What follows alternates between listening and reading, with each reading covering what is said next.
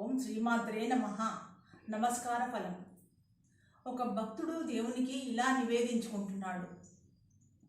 స్వామి, నేను చేసిన 2 తప్పులను క్షమించి నన్ను కాపాడు అని సాష్టాంగపడి నమస్కార పూర్వకంగా ఇలా అంటున్నాడు.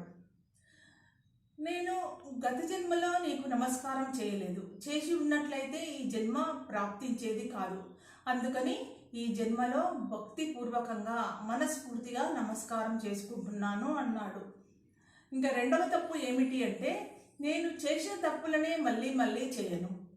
నేను ఎన్ని జన్మల్లోనైనా సర్వకాల సర్వావస్థలందు నిన్నే స్మరిస్తూ ఉంటాను. ఇలా మనస్ఫూర్తిగా నమస్కరిస్తున్నాను కాబట్టి నాకు మరు జన్మ లేదు. కాబట్టి ఉత్తరోత్తర జన్మల ప్రసక్తే లేదు. కావున నా పూర్వ అపరాధాలను, నేను పూర్వం చేసిన మహాపరాధాలను క్షమించి నన్ను రక్షించి కాపాడు మహేశ్వర అని అర్థిస్తున్నాడు. మన భక్తి ఇలా ఉండాలి. మనము చేస్తున్నాము నమస్కారం, అదొక సాధారణ క్రియగా మారింది తప్ప త్రికరణ శుద్ధిగా చేస్తున్నామా?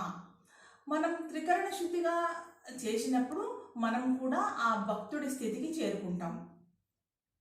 శివ భుజంగ స్తోత్రంలో శంకరుడు ఇలా అంటున్నారు. నేను పశువు సమానుడను, నీవు పశుపతివి. పశువు అయితే కాచవా అంటే నీ వాహనం నంది కనుక నన్ను కాచి కాపాడు. కాదు, నేను పశువు కన్నా హీనుడనని అందువా? నేను పశువుల కన్నా హీనుడినైతే నన్ను కాపాడి నీకు ఉన్న దరిద్ర జన పోషక అనే బిరుదును సార్థకం చేసుకో. నేను అపరాధాల చక్రవర్తిని, నన్ను కాచి నీ నామాన్ని స్థిరం చేసుకో. పోనీ పాపులను నువ్వు కాపాడవా అంటే అత్యంత హీనమైన పనులు చేసిన వారిని కూడా నువ్వు క్షమించి కాపాడావు. అలాంటి వారినే రక్షించగలిగినప్పుడు నువ్వు నన్ను కాపాడి రక్షించి బ్రోచు మహేశ్వర అని వేడుకుంటున్నాడు.